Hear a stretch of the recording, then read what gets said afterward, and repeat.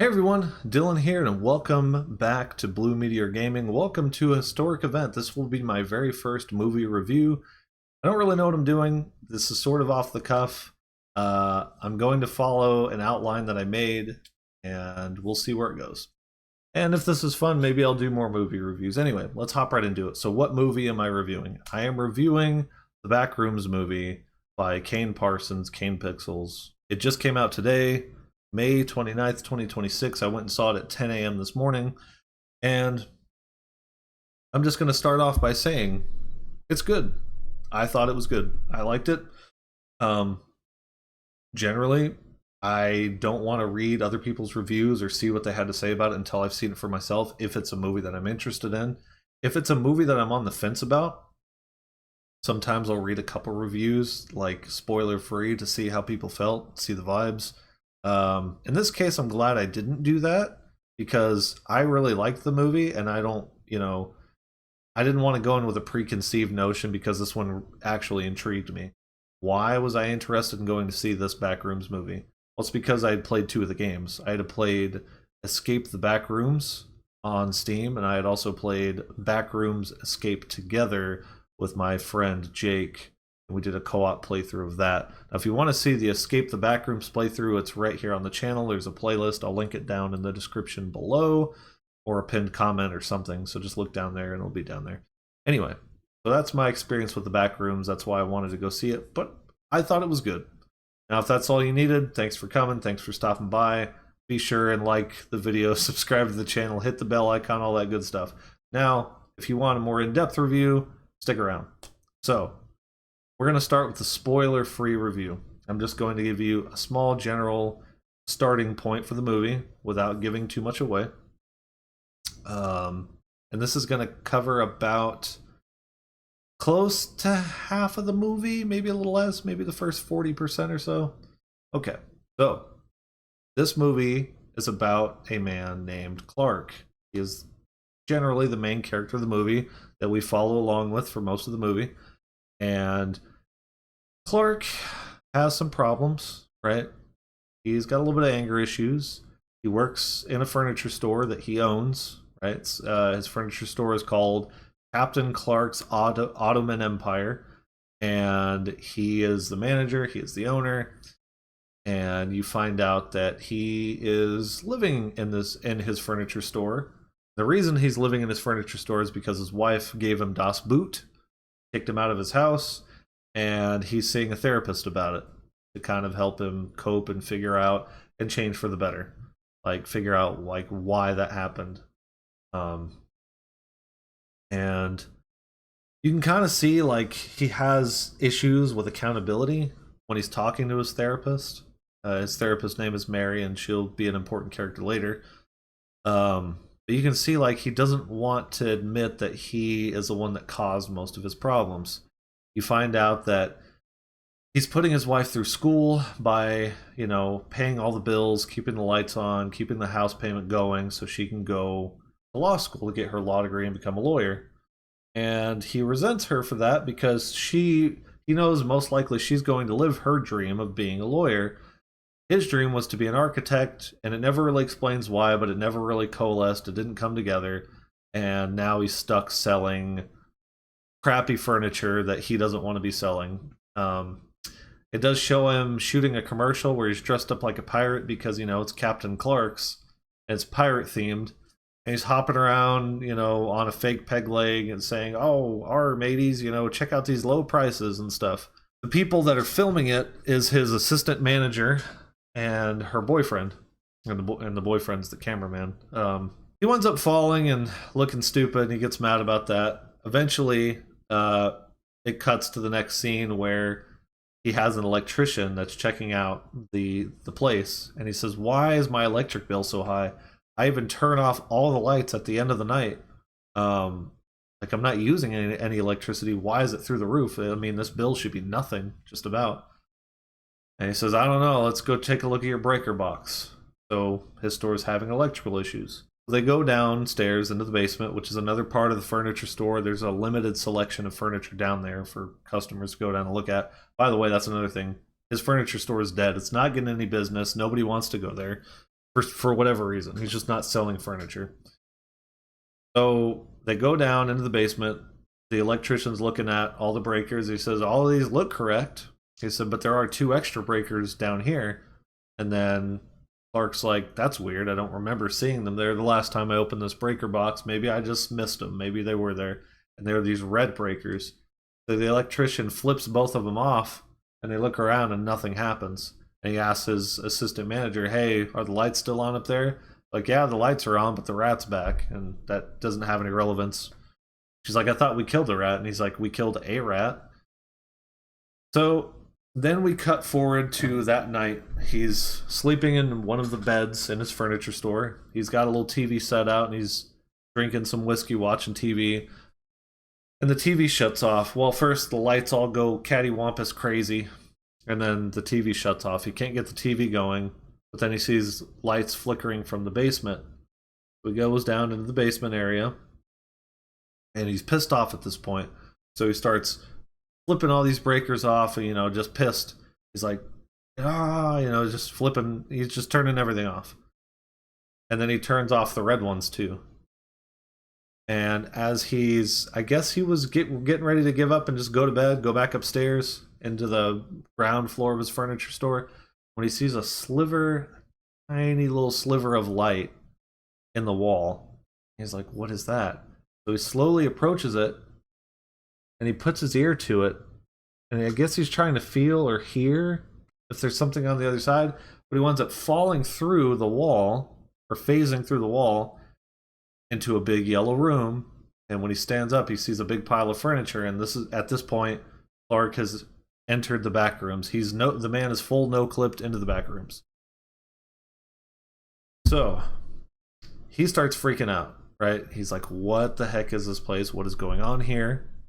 So he finds his way back out instantly, and he's like, what is going on? This is so strange. So then he goes back in. He's freaking out. He grabs one of the pieces of furniture, like a bar stool, and he walks out through the portal in the wall with it, and he sees he's still holding it, so he knows this is a real place. He knows he's not having a breakdown. So naturally, Clark wants to see more of whatever this place is that he found. So he looks down past the furniture, and he sees all these crazy hallways. The architecture of this place makes no sense. There's walls where there shouldn't be. There's furniture strewn about the place, like, very illogically. Like, nothing about this place makes sense. It's like it's trying to get the details of what a room should look like, but they don't look quite correct. So he keeps exploring. Eventually he comes across a voice. He hears, like, voices. He's like, what is going on? So he rounds this corner. There's this long hallway, and he sees a shadowy figure standing there. He's like, hello? And he hears a voice. He starts getting closer, and then he sees it's like a caveman cardboard cutout with a wire and a speaker running to it. Follows the wire into this other room, and there's like a door. There's like a door that he can't open, and the wire feeds into that, and then it feeds back out into a camera, right? And then he turns around and he sees this thing sticking out of the wall, the bottom of the wall. So he starts trying to pull it, but he can't. And then he pries off this like little hidden panel, and in it is a little crawl space. But in the crawl space is like a backpack. He opens the backpack, and there's some random items in there, and like some VHS tapes, some floppy disks, if you know what those are. The save icon, the real save icon. I'm old enough to know what floppies are. I am 33, going on 34. And then he finds an ID for some guy that worked for some company or something. He's like, okay, that's weird. So he crawls through this crawl space into this room. There's a big, like, thrown purple chair, and it's really big, bigger than it should be. And then he hears footsteps in the room that he had just crawled out of into this new room. So he's looking, he's like, hello? Is somebody there? And then you hear the voices of that caveman speaker thing stop. It's worth noting, but it's not really important, that this caveman was speaking in a bunch of different languages. I think you hear it speaking Russian, German, English, Japanese, probably some other languages in there, right? So I don't understand what it's saying. Because when it does speak English, it's like really quiet, so you can't really hear what it's saying. You catch words here and there, but it's repeating some kind of message in multiple languages for some reason. We don't know why yet. But yeah, so he hears the voices stop, and then he sees the cardboard cutout go flying across the room really violently, just you know, and he starts hearing the footsteps get louder and like a scream of something, some eerie, monstrous, noise and screech, and so he starts freaking out. He finds his way through this little tiny door with three knobs. It's like some Alice in Wonderland type stuff, It's like he was too big, but he somehow still made it through the door. He's lucky because the door took him right back to the entrance that he got into the back rooms, and he like ran out and escaped, and he made it out. Well, the first thing he wants to do is go talk to his therapist. He's like, "Hey, look, I have this map, and this must have been sometime after I don't think he went and saw his therapist immediately. Maybe a couple days later." He's like, "I have this map. I found this place in my furniture store. I know it sounds crazy, but it's like a never-ending office building, and the architecture's not quite right." And he explains it in a very cool way. He says it's it's a place that recreates things, and the more it tries to remember, the less it actually does. In other words, the more it tries to do and get right and recreate, the less correct the details of this creation are, of this space, of this area or whatever it's trying to recreate. And he says, "I don't even know how I would explain it." He says the best way to explain it is if you tried to describe to somebody who's never seen a dog what a dog looks like, and then have them draw it. And man, when they said that, like, that was just like a good itch on the brain. Like, it just felt really compelling to think about. And you're like, man, that is true. If somebody had never seen something before and you just describe it to them and then have them draw it on a piece of paper, what the heck would that even look like? It could be terrifying because it's from this person's imagination. But anyway, so food for thought, a very cool food for thought. But yeah, so he tells his therapist about it, and naturally his therapist doesn't believe him. She doesn't think that he's going to harm himself or anybody else, but she's a little worried about him. She's like, "Look, I think you're having some issues here." And he's like, "You know what? I'm going to go get you proof of this place, and you're going to owe me a real freaking apology," is what he says. And he storms out of there. Okay, so now that Clark has gone to get proof for Mary, his therapist or psychiatrist, we'll go ahead and end the non-spoiler part of the movie there, right?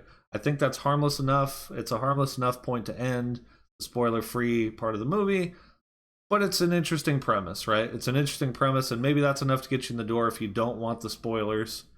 But if you do, they're coming now. Spoiler alert. Spoiler alert. Spoiler alert. Okay. All right, so here we go. So he goes and he hires his assistant manager and her boyfriend to come with him to do some research on this new place that he found, the Backrooms. They don't know why they're there. Okay, they don't know why they're there. They come to the furniture store. They go down into the basement. They see him packing a bag, and he's like, "What are all those supplies for?" He's like, "I told you, for research. It's not that complicated." He's like, "You're only going to be here a couple hours. Like, what are you going to tie us up?" He's like, "No, I'm going to tie you up." And he's like, "Ooh, kinky," and they're goofing around about it because they think he's just being goofy. And then he has taped out a blue, or like a rectangle on the door with blue masking tape. And like, "What is that?" He's like, "This is the door. I'm about to go through." And like, "Yeah, okay, whatever." And then he steps through, and they're like, "Whoa," they're freaking out, and he's like, "No, it's okay, it's safe, just come on through." Then her boyfriend, the camera guy, goes through, and he's like, "Whoa, this is so cool." He's looking around, he sees a big pile of furniture. He's like, "What is this place?" He's like, "I don't know. I found it, and I've mapped out quite a bit of it, but there's some places I can't even reach. That's why I need y'all's help, but I also need the camera." And so his assistant manager, the girlfriend to the camera guy, comes in, and she's a bit more apprehensive. She's like, "I don't want to be here. I think we should turn around and leave." They should have listened to her. They really should have, but they did not. So they continue on, and he said, "Okay, here's a ramp that goes 45 degrees down into some darkness. They can see a room down there." Clark's like, "I've never been down there. I'm too scared to go down there without somebody to help pull me up. I don't want to get stuck." He said, "But now that you're down here and you have the camera, I'm gonna I'm gonna tie it around you. I'm gonna tie it to this bed as an anchor and slowly lower you down and give you some slack so you can go down there and tell me what's down there." He gets down there, camera guy does, and it's a room full of dirty laundry. And he says that it smells really bad, like really, really stinky down there, I guess. And he's looking around. He's like, "Man, this is crazy." And they're like, and his girlfriend's like, "Oh, I'll just come back up." He's like, "No, I'll come back up in a minute." And he walks a little bit further in. He looks up. He sees that the ceiling kind of opens up a bit, except it's a bunch of hallways and doors and nonsensical things that shouldn't be up there. And he said, "Wow, this is really crazy." He's like, "Give me some more slack." He said, "There is no more slack. That's all you got." And then he sees like a big shadowy figure move in the darkness of one of the side rooms. So naturally, he starts freaking the heck out. I mean, we all would. So he starts running back to the ramp, and he's clambering back up this, this 30-foot, 45-degree angle ramp. He's like, pull me up," and they get him up there. But unfortunately for him, they left too much slack in the line. So while Clark's trying to untie it from his waist, he said, who told you how to tie that?" He's like, "What kind of knot is this, dude?" And then the line starts getting pulled, and cameraman starts getting pulled down there.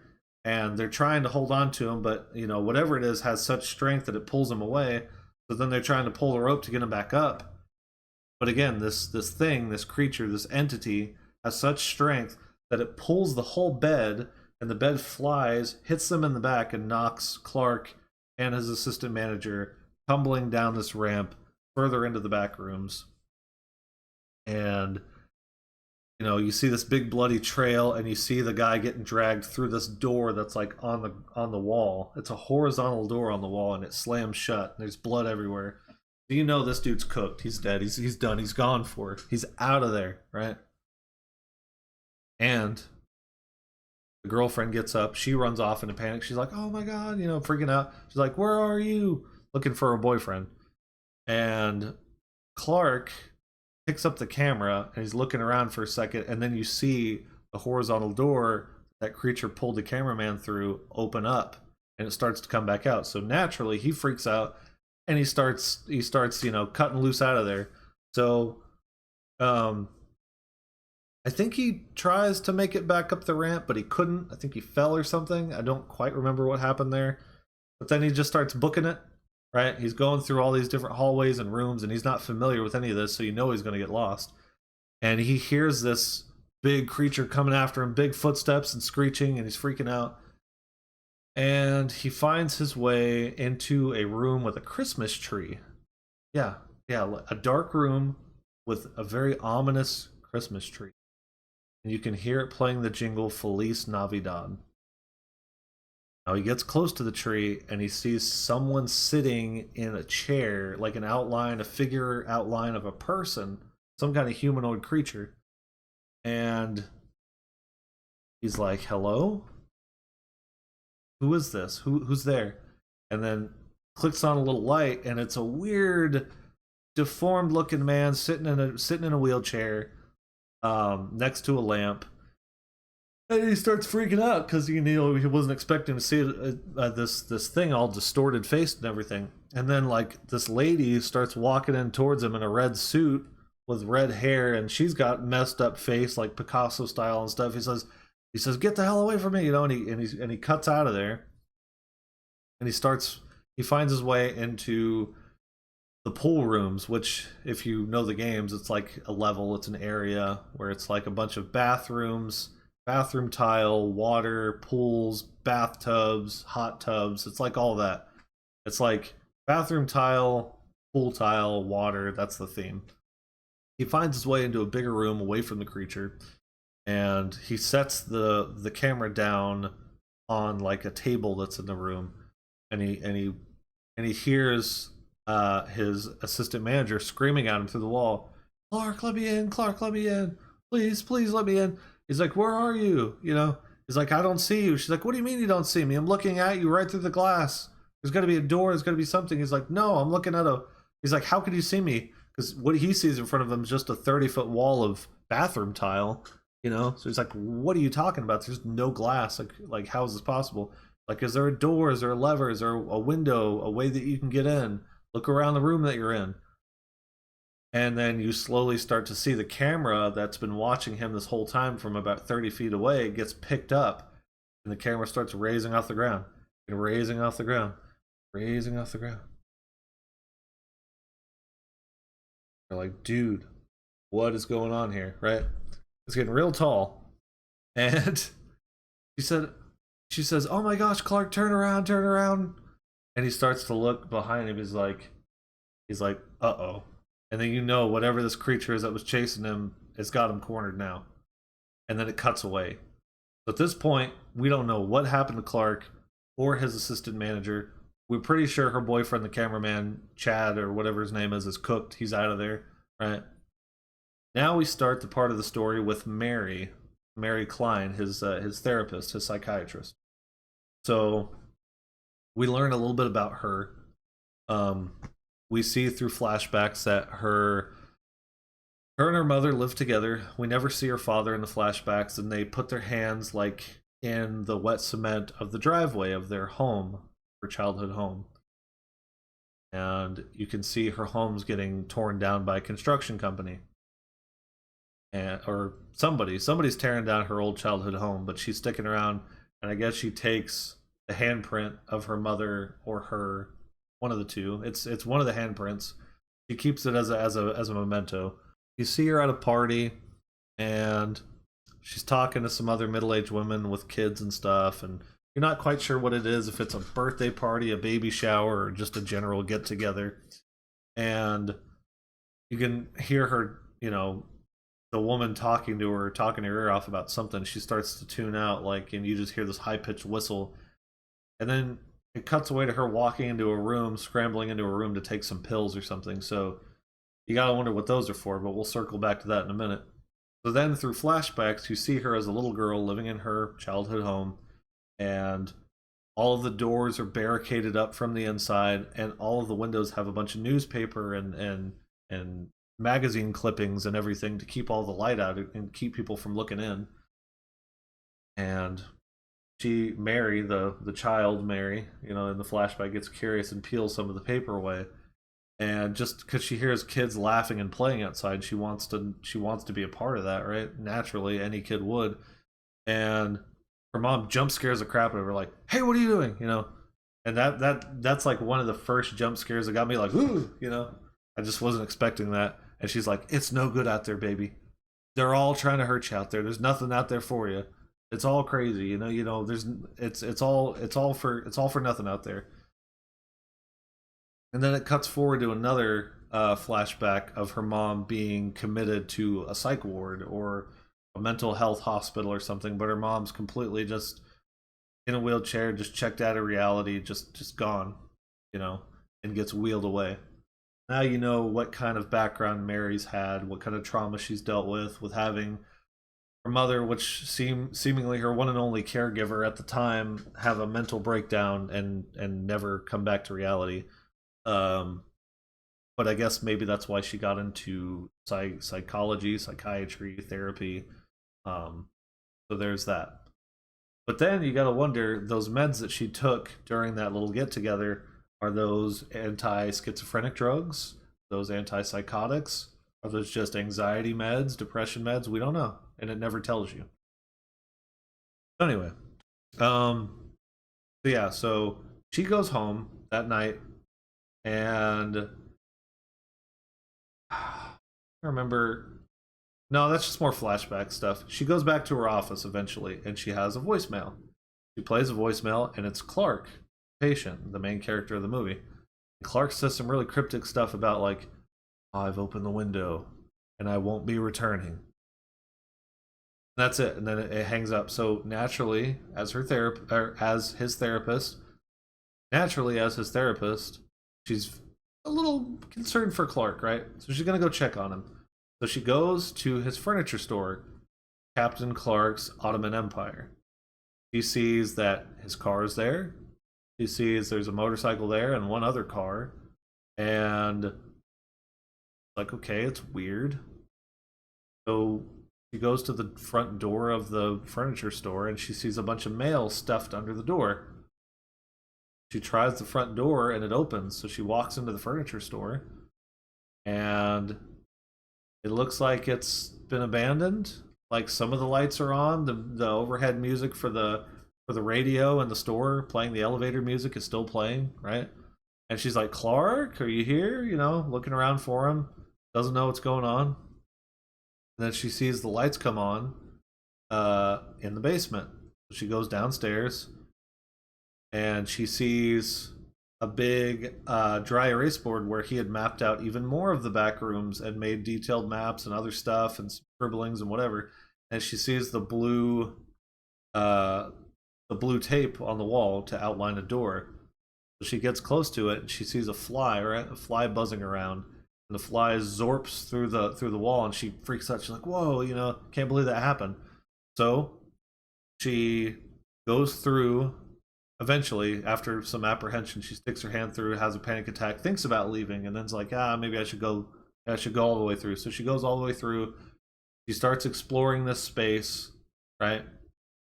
And she goes down many hallways, you know, different route from what Clark originally took.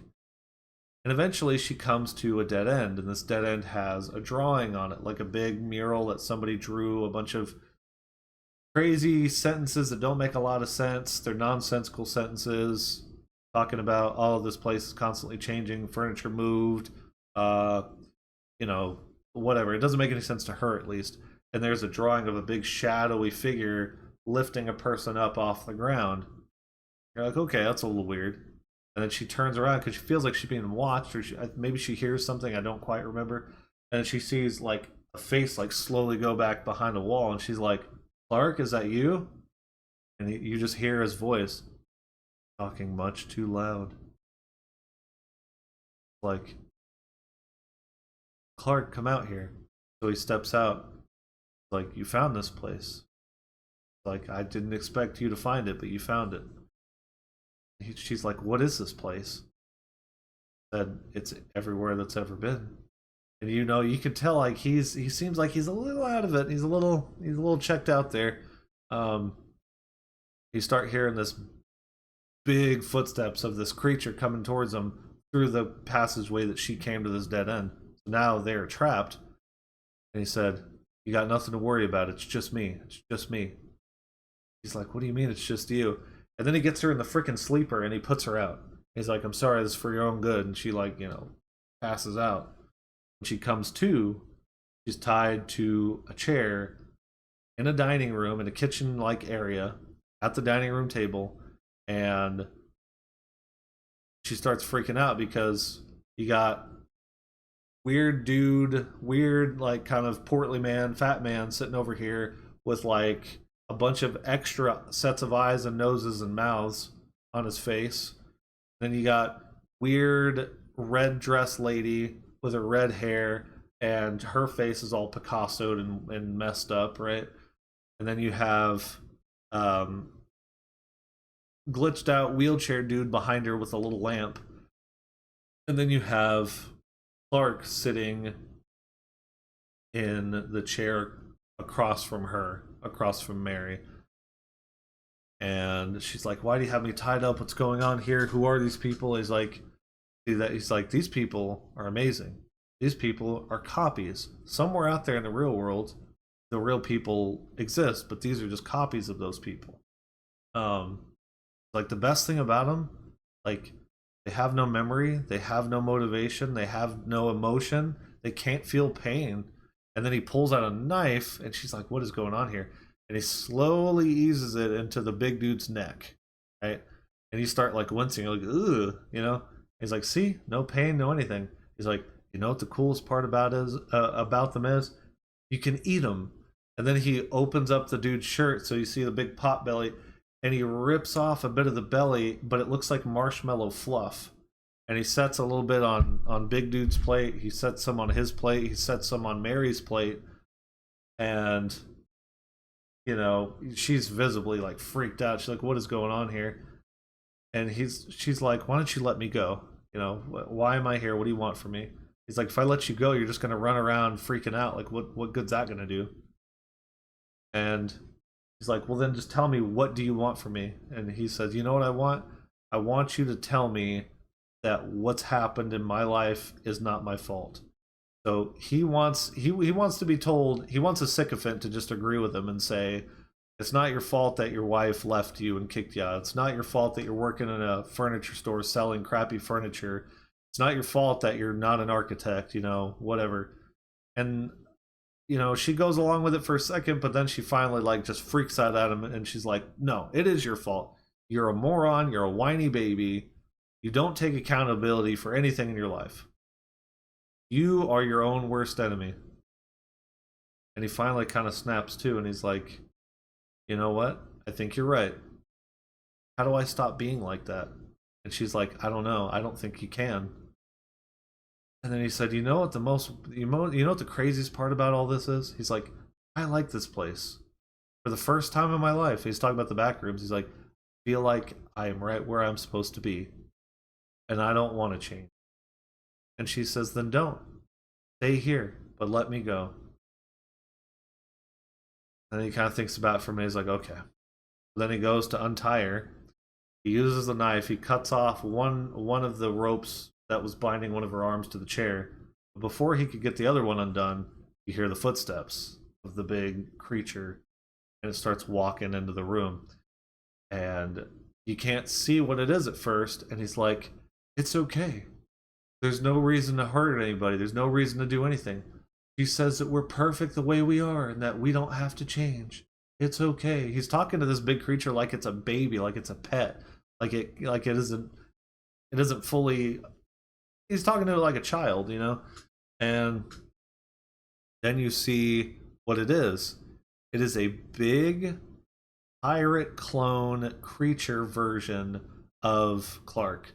So it's Clark in his pirate getup from his commercial, but it is a monstrous version.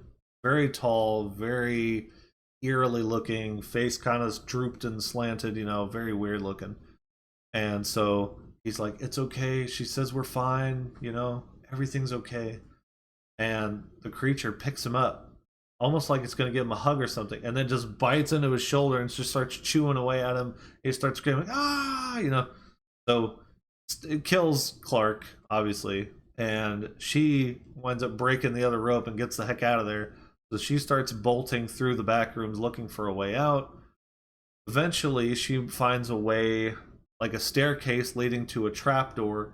She climbs up through the trapdoor to get away from Pirate Clark. We'll call the creature Pirate Clark. And she finds her way into Clark's furniture store. And she's in the basement level. So she runs up the stairs into the ground floor. She starts making her way to the entrance/exit back to the parking lot, only to find that there is no exit to the parking lot because this is not the real furniture store. This is a facsimile. This is a copy of the furniture store made by the Backrooms. Then she turns around and looks through the store, and you can see Pirate Clark caught up to her, and he's about 100 feet away, and he starts, you know, hobbling towards her really fast through the furniture store. So she grabs this hat rack, this wooden hat rack, and she like just kneecaps a dude and breaks his peg legs, so he tumbles over. And then some alarms go off, and the whole room starts filling with gas. There's these weird air cylinders, these tanks of gas. And she sees a way out. She sees like an open path in the room, so she starts running for it, but she succumbs to the fumes. So it's some kind of sleeping agent or something that's being pumped. Some sleep gas is being pumped into the room. So she starts to feel faint and fall over. And then when she comes to a few seconds later, she turns around and looks, and Pirate Clark's already crawled all the way across the room to her and starts trying to eat her. So she reaches in to her pocket and pulls out the rock with her handprint or her mom's handprint or whatever, and just starts smacking the crap out of this guy, just right in the freaking temple, this into the creature's head. Pirate Clark just boom, boom, boom. Finally, the rock breaks the cement, the old cement breaks over his head, and he collapses for a second. So she gets up and runs through this hallway, and Pirate Clark tries to reach in there, but he can't quite fit. So she makes her way all the way through this little slit into this new room. But when she comes to, you get a nice cool Easter egg. If you're familiar with the Backrooms lore of the games, most of the main characters you play as are wearing like a yellow hazmat suit or different colored hazmat suits, because they all work for this company that's researching the Backrooms. And she makes it through into this room, and they douse her in the face with this stuff, because they think she could be a creature, an entity, or something. They don't know she's just a regular person at first. And then they drag her into this facility, this complex. And some time passes where she's cleaned up, got a new fresh set of clothes on that don't have Clark's blood all over them. And as she's being escorted down these hallways, she sees these doors open, different rooms. And one of the rooms looks like a moratorium, or not a moratorium, like a morgue. And in the morgue, there's the Pirate Clark that I guess maybe they killed or whatever, and he's on a bed with a white sheet over him, but you can see that's what it was. So they're studying the back rooms, they're studying the entities in the back rooms, and they bring her into a room, and this guy named Phil walks in, and it had showed him in the movie before. I guess he works for this company that studies the back rooms. And in the real world, he works in the real world studying the back rooms. And he had seen footage of Clark walking into the back rooms. He had seen it on the monitor, and he's like, who is this? Who is this in the back rooms or whatever? So he's studying him. Phil walks in, starts talking to Mary, and he's like, hey, your name's Mary, right? My name's Phil. You don't want to say anything. So, what is your experience like with this place? Do you know what this place is? And she's like, I don't know what it is, but how do you describe it to somebody?